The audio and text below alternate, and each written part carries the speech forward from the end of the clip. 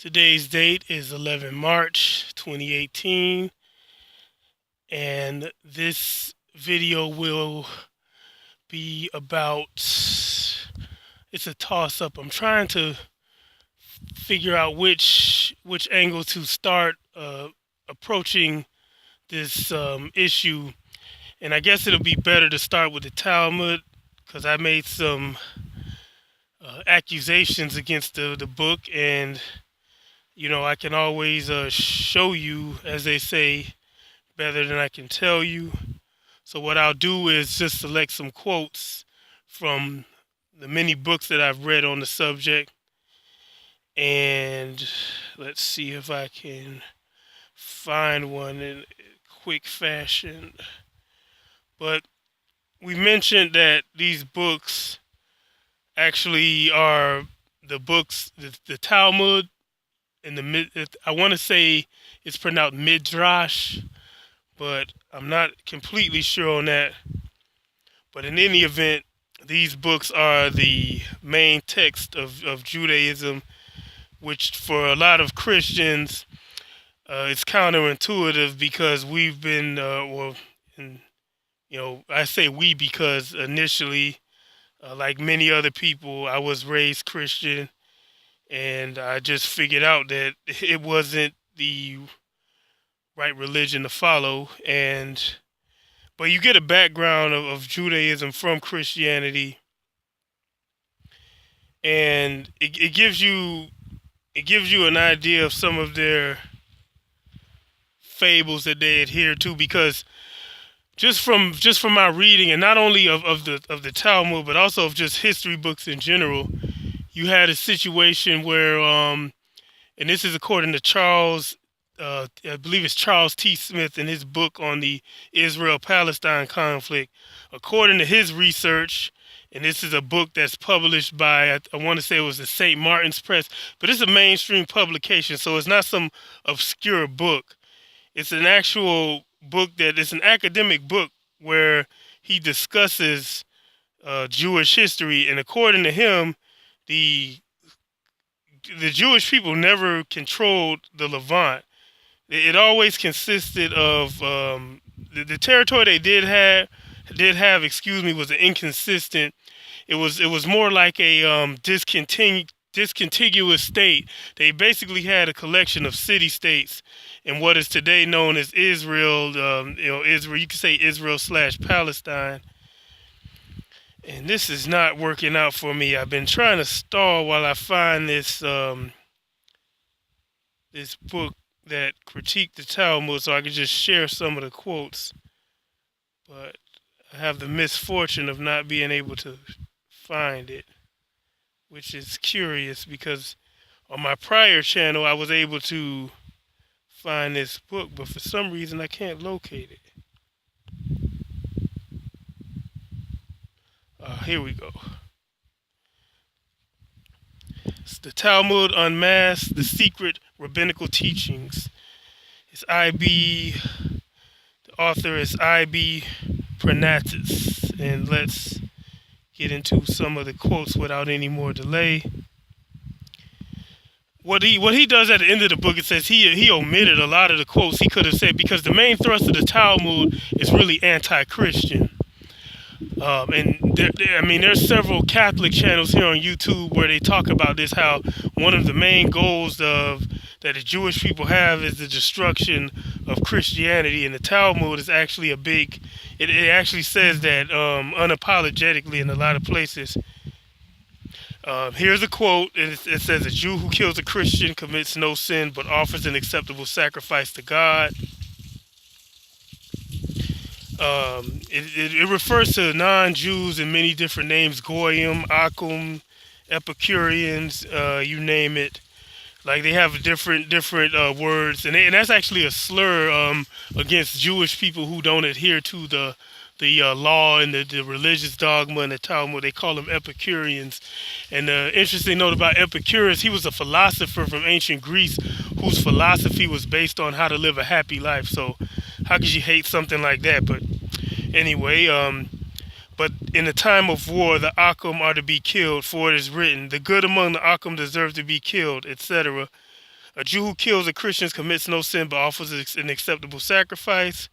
That was we just went over that one, but it says in so many places, those who reject the explanation of the Torah, namely the oral law of Mishnah, and do not recognize the authority of the doctors of the law, like the followers of Tzadok, and it says Sadducees, one of the groups that were around during the time of Jesus, according to the Bible. Those who say that God changed the law for a new law, so that's Christians, that the Torah no longer has any value, although they do not deny that it was given by God, as the Christians and the Turks believe. All these deny the truth of the Torah. And we've seen that with Chuck Schumer. He said the problem with the Palestinians is that they don't believe in the Torah. Like the Torah, and now imagine that the other way around. Imagine if what if the Muslims told him, well, you don't believe in the Quran, that's the problem with the Jews. It wouldn't fly, would it? But Chuck Schumer thinks that it's a valid argument against the Palestinians having any rights or statehood, or just not getting bombed or starved to death by the Zionist colony in Southwest Asia. The Torah demands that heretics, traitors, and apostates are to be thrown in the well and not rescued. Jews must spare no means in fighting the tyrants who hold them in this fourth captivity. In order to set themselves free, they must fight Christians with astuteness and do nothing to prevent evil from happening to them. Their sick must not be cared for. Christian women in childbirth must not be helped, nor must they be saved when in danger. A Jew may pretend he is Christian to deceive Christians, and he has it in Lord Dea, and in parentheses it's 157:2 Haggah. It says, if a Jew is able to deceive the idolaters by pretending he is a worshiper of the stars, he may do so. A Jew is allowed to practice usury on Christians, but they don't practice that the usury on each other. That's actually from the Bible. The life of a goy and all his physical powers belong to a Jew. It actually says belongs to a Jew.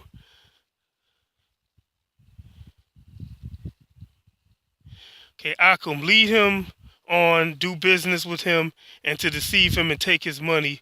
For the wealth of the Akum is to be regarded as common property and belongs to the first who can get it.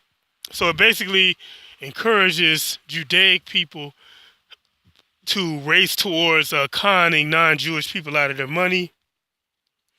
A Jew is commanded to harm a Christian whenever he can, both indirectly by not helping them in any way, and also directly by wrecking their plans and plans and projects. Neither must he save a Christian who is in danger. A Jew is commanded to harm Christians whenever he can. It just says that in so many places. Whenever it is possible, a Jew should kill Christians and do so without mercy. It says that in several places as well. It also teaches that Christians, it's reminiscent of another problematic religion, Hinduism, where because it basically says Christians, anything that they touch is impure, and that reminds me of Hinduism, where the darker people or the delete caste, the bottom caste, that even their shadows couldn't touch the upper caste individuals. So this is problematic, and unfortunately in the African American community, which is my ethnic group, we have people who want to pretend as if Afro Americans are the quote unquote Israelites. That's something that no one should aspire to.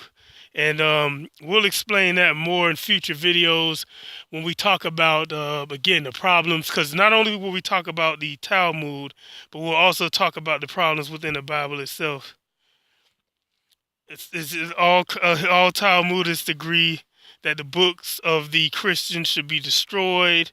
There's just so many things that a Jew is therefore required to avoid Christians, to do all he can to exterminate them. A Jew is therefore required to avoid Christians, and the reason I'm reading some of these twice is because it said it in two different places, and I highlighted it in two different places using the Kindle. Uh,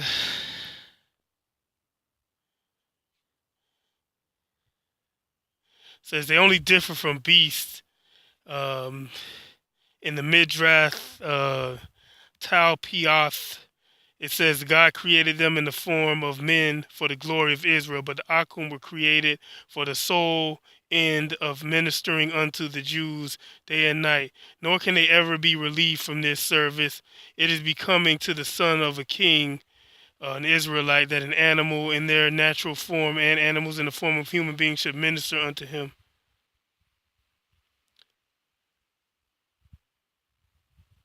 Said the body of a dead Christian is different from an animal. So I'm going to stop there. That gives us a good idea of what these people who adhere to the Talmud actually believe. And, it's not surprising because there was the chief Sephardic rabbi who just recently died. His name escapes me now, but I will give you the name in a future video. But he was the chief Sephardic rabbi in Israel, where he actually said the only purpose of goyim, non-Jews, is to serve Jewish people. So there's no. I would like to see them wiggle their way out of this in a serious way without, because it just doesn't look good. And again, this is all from the Talmud, but it's also in the Bible. If you read again the book of Isaiah, because a lot of people will say, well, it's the Talmud is the problem, and the Jewish people who adhere to the Old Testament. The Old Testament is bad enough. Again, it makes God look like a racist maniac, but. We'll stop here, and this is Great Society Ministries. Please, I'll be posting links so you can support our work, and I'll see you in a future video.